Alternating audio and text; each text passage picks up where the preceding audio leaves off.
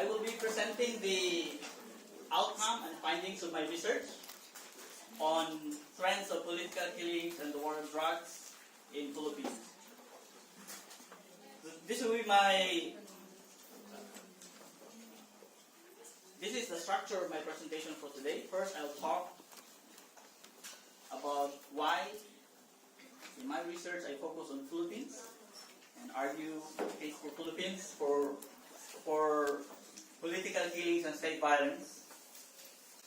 Second, I will present my research question, as most social scientists and political science do, doing social science research.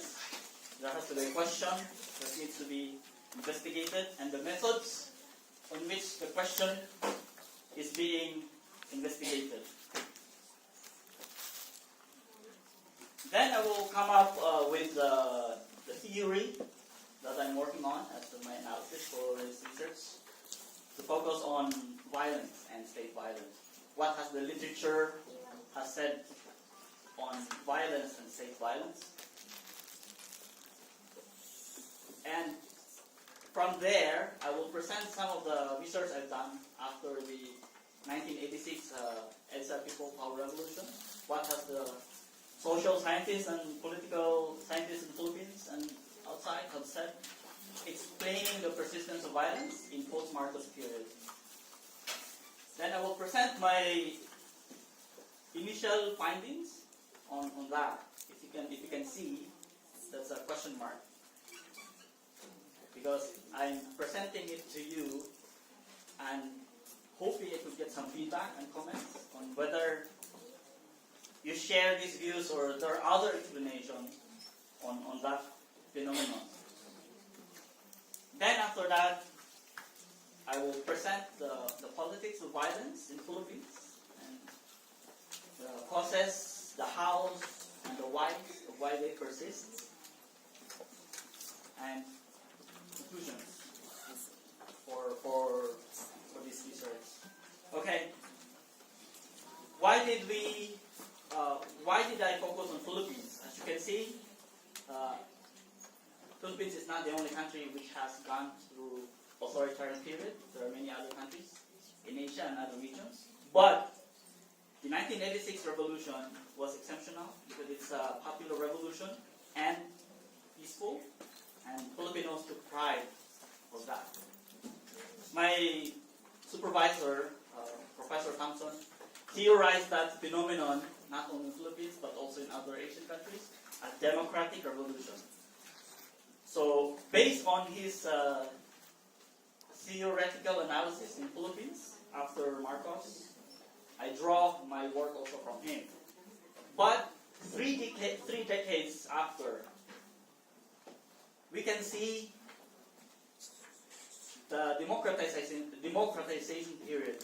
Philippines has been seen as quote-unquote model for democratic development and democratization, and some scholars argue that it is a candidate for democratic consolidation. It means the deepening of democratic values, institutions, and views.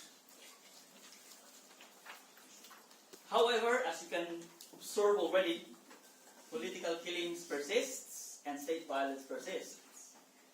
Here, I want to define the concept of impunity. Impunity is very rich. The concept of impunity is very well researched in legal studies, more than the political science. But a Greek definition of impunity is this, according to the United Nations definition.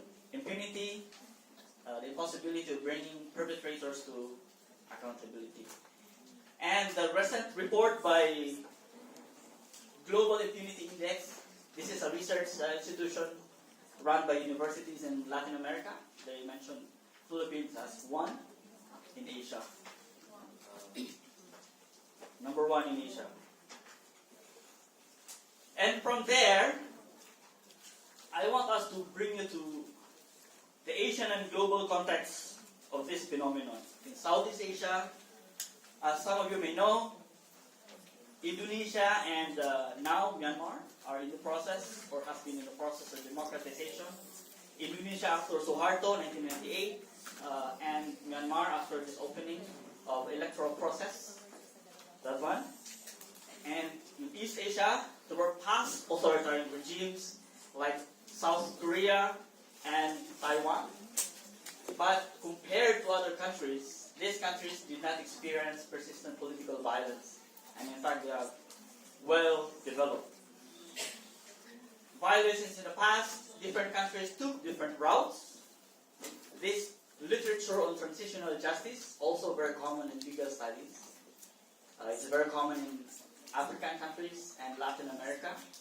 And many Democrats argue that this model could be applied also in Asia, Southeast Asia. There have been arguments for that in Philippines, but it did not happen. Indonesia tried, but they failed. And there are debates whether or not to do the same transitional justice process in Myanmar or Burma. Anyhow, this phenomenon of political killings persists despite whether or not there was a transitional justice. And that includes the Philippines. So the Philippines is not an exemption. The research question is tied with this research objective I have. Explaining impunity in post-authoritarian regimes. I'm assuming that these findings could be useful as well, not only on Philippines, but also for other countries who has undergone authoritarian period. So this is the research question. Why is the Philippines characterized by persistent impunity for political killings and state violence? My main argument for my research is this, reduced into an equation: killing, impunity, power. So it's more about power relations. My research looks into power relations within society after the end of authoritarian periods. And the purpose for that is political and economic, so I will explain that in detail in subsequent slide. My research method, I have to present how did I come up with that observations. This research is a product of archival research for almost 2 years, including my pre-PhD period. Includes police reports, prosecutors' reports, and court cases. In my data set, on which I can confidently claim that I have read and justify and have evidence for that, I have documented 1,177 deaths from 1986 to 2016. And these deaths has different three categories, which I will explain later. And the current political killing on war drugs, I have documented 1,365. Some argues that it's beyond that. Some claim there had been 12,000, 13,000. But of course, as most researcher does, you can explain data on which you can prove that you have evidence, right? And interviews from different background, public officials, victims, and NGO advocates, 41 of them, an average of one hour, and group discussions, field work, and I went to Philippines twice. On the first phase of Duterte's war on drugs in August last year, and after the collapse of his talks. So these photos, this is the place in Hacienda Luisita. This is the discussion we had in Hacienda Luisita. Is the land holding of the Aquino family in central Luzon. And these are the interviews I had in this picture in the middle of respondents in the Visayas, and the last are respondents in Mindanao. Okay. So theories and functions. Why is there violence? Well, the very common and well-read theory on violence is this from Weber and Arendt.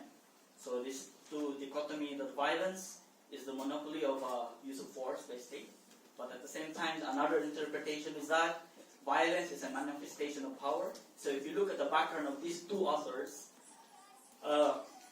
Arendt, she's reflecting on the experience of Nazi after she left Germany and moved to America. So they have different interpretation of why people use violence. This one very common in communist ideology, Lenin as means to seize power, and another is after the 9/11 attack to alter behavior. So politically also, political killings or violence also shape. There's a contingency after 2001. Then this phenomenon of political killings by non-state actors have emerged by so-called terrorists or fundamentalists. But if you look at the state and society relation, these two authors argue that states thus commits acts of political violence when it targets their own citizens they ought to protect. So that is the views of liberal Democrats. And also Skulnik, he's writing during the 1960s and 70s in America, in which the civil rights movement in America was unfolding. So that was the reflection. And the last is a Filipino writer reflecting on state violence after Marcos. There was a common meeting among the political scientists in the Philippines after Marcos, and they agreed on this definition, similar to the experiences also in America. And then there is an argument or expectations that in democracy, there's supposed to be no violence, right? Because there is a peaceful means for resolution of conflict. That is the expectation. You can compete in election, and there's regular election. You're free to talk, you assemble. So that is the quote-unquote expectation of what a liberal democracy should be as a regime, right? But there are scholars who argue that violence does exist even in liberal democracy. As we can see, the Philippines does not have the monopoly of violence by state, even in developed countries. The explanation for that is, no, if you want to create democracy, making democracy from authoritarian or from totalitarian, then you need to use violence, right? And if you want to protect what you have achieved, then you have to preserve. So this is a very common argument by many dictators and of the necessity of violence in democracy. They argue that violence can be used as a means for shared political rule. Like if we take an example, the war on drugs, Duterte was elected to power, and the expectation, the goal is to eliminate criminals, drug users, and pushers. So therapeutic to body politics. But as what my professor mentioned, he calls it death of liberal reformism, or disjunctive democracy, which means the democratic standard depends on who is in power. So that's our main argument. But in Philippines, regardless of who were the regimes in power, violence persists. And during my research, I have also came across with other explanation as to why violence persists.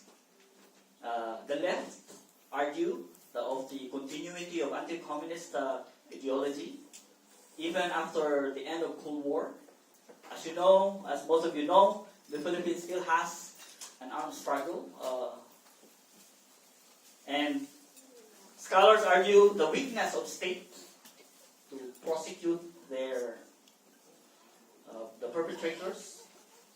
And the two scholars who study violence outside the capital, Seidel and Lara, they claim that strong bosses are emerging in peripheries in Philippines, and the state is weak to be without. So these are explanation and authoritarian legacy. The failure to have justice or transitional justice, quote unquote, persists. And during my research, there's another explanation about ethnic and religious explanations on the persistence of violence. As you know, Philippines is multi-ethnic country. It speaks different language, and people identify according to the language they speak and the regions they come from. So it's not a homogeneous one Filipino, but different background and different views, right? So in the north, you can see they claim that Ilocanos tend to be more violent than the indigenous. Indigenous people, they take violence only if they need to protect or preserve their way of life. That is the stereotypes. Okay, very discriminatory. And in central Philippines, the Cebuanos, the like Duterte and the Ilonggos, even after Cory Aquino assumed power, they are those who created religious fanatics. So that's the ethnic dynamics of violence also in Philippines. And in the south, of course, this dichotomy between Muslims and the Christians. Some of the terms are very offensive. Well, for purposes of research, I have to present that. If you say Moros or Mongolo in Mindanao, that would make really a Muslim very, very angry. But we have no intention to discriminate here, but to... So I argue that this explanation so far may not be sufficient to explain why impunity persists. And I'm offering alternative explanation for that, as what I have mentioned earlier, of this. There is a benefit of killing, and there is a phenomenon of violent exclusion according to their ideology, social class, and their people who want to challenge rulers in local and national politics. Right? So I draw my explanation from scholars who argue the utility or principles of what the government should be. So that's the idea. It means, as most Filipinos would have been told in school, the ideal is the government represents the interests of the people. But what is the ideal is not what it is. So our task as researchers is to check not what is ideal, but what it is. So that's my task. I developed this concept in versatility. If you ask an ordinary Filipino, it's very common, or it's a common knowledge that politicians only serves their own interests, right? But how do we translate that one into our practical daily life? Yeah, if you kill, you acquire impunity, then you have power. There is interest groups benefit, and there is economic benefit, protect property, and extract resources. So how do they do that? In my research, I found different levels of justifications and legitimations on public record. So this is the process. I am investigating three patterns of killings. Now, you might be familiar with this war drug. So these photos, these are suspected or persons who were arrested for shoplifting in Manila. This is a very common practice in the Philippines. You go to police stations, shopping malls, school, barangay or village offices. You see this rogue gallery, right? And these are the people in which Duterte wants dead. Criminals, the drug users and dealers. So it's a promise from him during election, right? They're katok, crazy, incurable. You cannot rehabilitate them. There's another phenomenon of killing, which has persisted long before this war on drugs. The anti-communist, this one, post-Cold War. So if you see, Philippines in Southeast Asia is the remaining, they have the remaining People's War, right?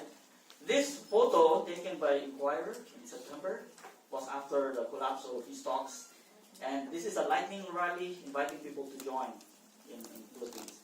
These are the type of events that the government looks, especially the security forces, they look and monitor people, and they link them to the legal left, quote unquote. And there's another kind of killing, neither on drugs nor on against the communists, but on political rivalry. Right? So political rivalry, the purpose is really to not give those who challenge local politicians an opportunity, and the Maguindanao massacre is a very clear example to that. It's an intra-elite violence. So, what I'm trying to argue, this phenomenon is not irrational. It means it does not happen because for no reason. It happens because it is purposive and it has reason why it happened. And these are the common patterns which I have observed in my research. The other, under the war on drugs, this idea of othering people. This person is not similar to me. I'm a human being, and this one is maybe not, because he's drug user, criminal, social pests. And these are the common profile of those being othered. Like, if you are being othered, then you don't look the same. And if a politician or government makes a policy that justifies you, then that appears to be very convincing. Right? They are socially indifferent, with criminal record, tattooed, males. Subaltern means ordinary persons. And as you can see, many of the victims of war on drugs are people of this profile. And the second phenomenon, which exists since 1986, are those victims of killings belonging from the legal left, or the reform faction of the Philippine left. So in my research, I found that this is the very common background or profile of these persons, suggesting that they do target who they kill, and they know for what purpose and reason. The active members, former and very charismatic and effective leaders, or those either being linked or vilified as communists, that they tend to be at high risk. Right?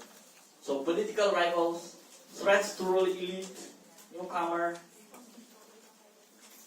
I have also came across that most of those being targeted are former allies, if not mentees or relatives of those political rivals. And they tend to happen outside the capital.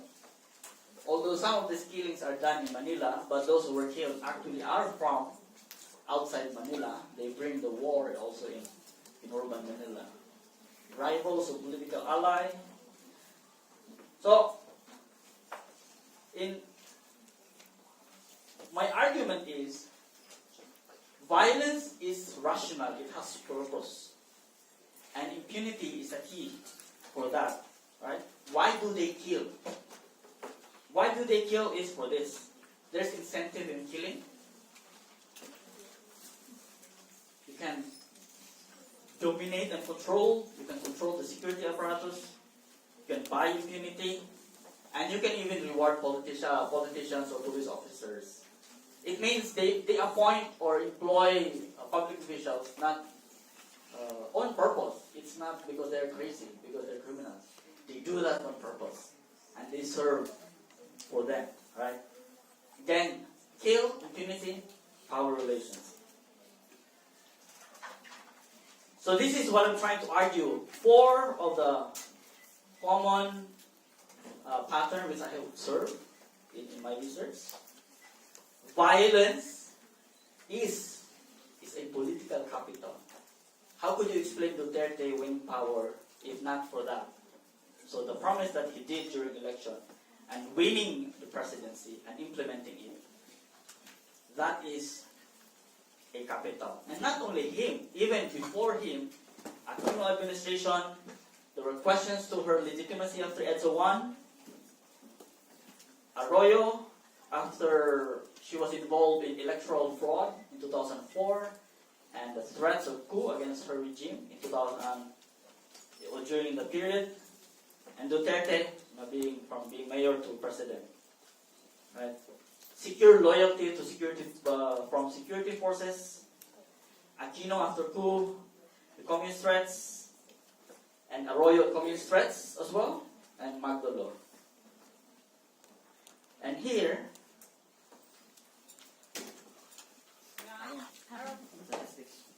I will show you some of the statistics which I have observed could explain why of some regime killings tend to rise. Okay, so my research covers after EDSA. It means February 1986. If you look at the graph, 1987-98 was the collapse of peace talks during her regime. That was they created this Alsamasa or fanatical groups in support of Aquino government. They developed this concept of people's war against for democracy. Right? 1987, 88, it tends to rise. So it settles down when the opponents themselves have conflict. Like in the 90s, the Philippine left split. Right? So it dies down. And not only on her regime. Ramos, when there was talk about extending his administration, the violence tends to rise. No, I'm not claiming that these cases are representative of all the cases, because I may have only a speck of it. But this could explain to some extent some of the observations I already have. In Estrada, because he was very busy also to be in power, there was a decline. And during the Arroyo administration, again, there were questions to her legitimacy as president. And because also of the electoral fraud. This one, after Yetsa People Power 2, killing shoot up.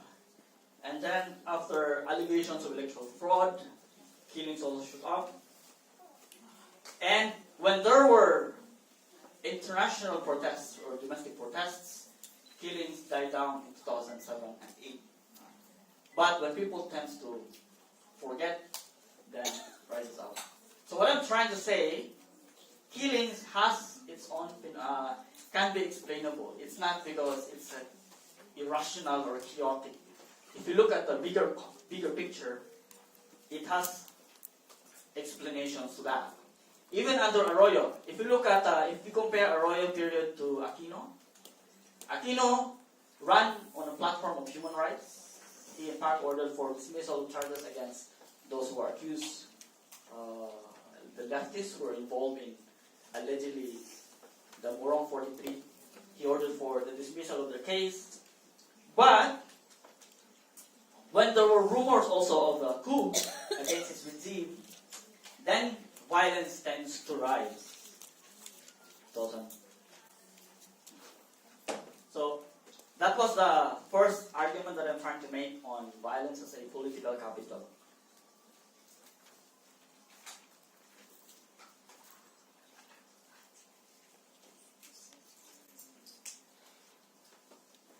And there is a conscious effort to dismantle political movement, and it has been openly said also in Philippines by different regimes. And they do that not only through killing, but to put them in jail. I have documented hundreds of cases of torture, disappearances, and killings. I've spoken to these victims and visited them in jail.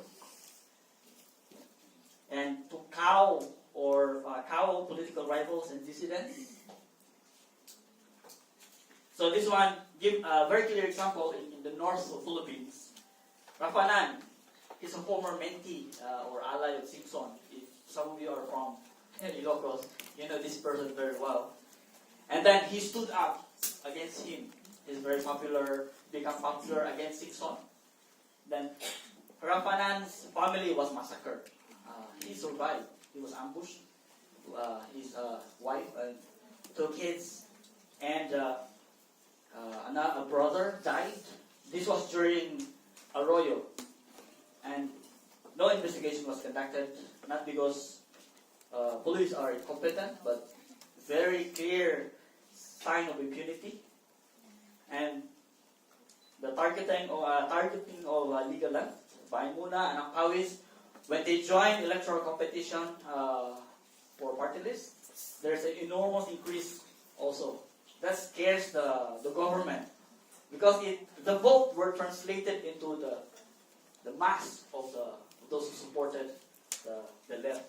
But it also was used by the government, and the military capitalized on it.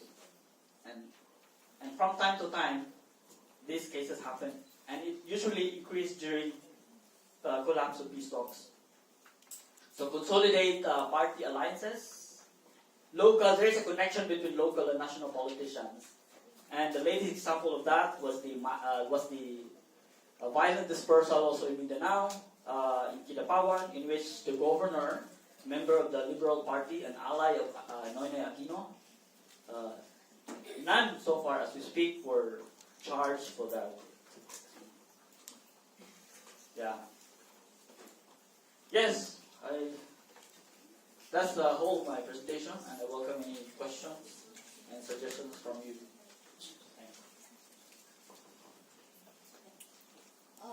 Thank you, Mr. Danilo Reyes. So now it's open for questions about Danilo presentation. So anyone who wants to raise a question to what he tackled, then it's open now.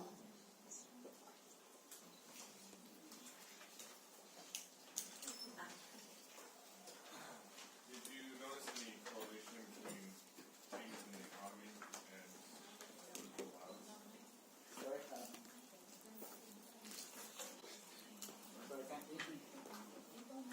I'll just say it again louder. Did you notice any correlation between political violence and changes in the economy? well, yes, but that's not my focus. If there's a policy, for instance, on mining, then that tends to increase violence in the countryside in which mining operations are conducted. Yeah, there is a correlation to that. So, and if they ring the bell regularly, that is something. It goes back to the same issue that only the massive popular movement can stop him. And in my research, Philippines, and also our second part will be like we're going to conduct a workshop to come up on resolutions because migrants have a very part of what is really happening in the Philippines, and migrants should act on how we're going to push this issue, that our government should act according to the rights of our fellow countrymen. So, once again, let's give a round of applause for Danilo Reyes for the presentation.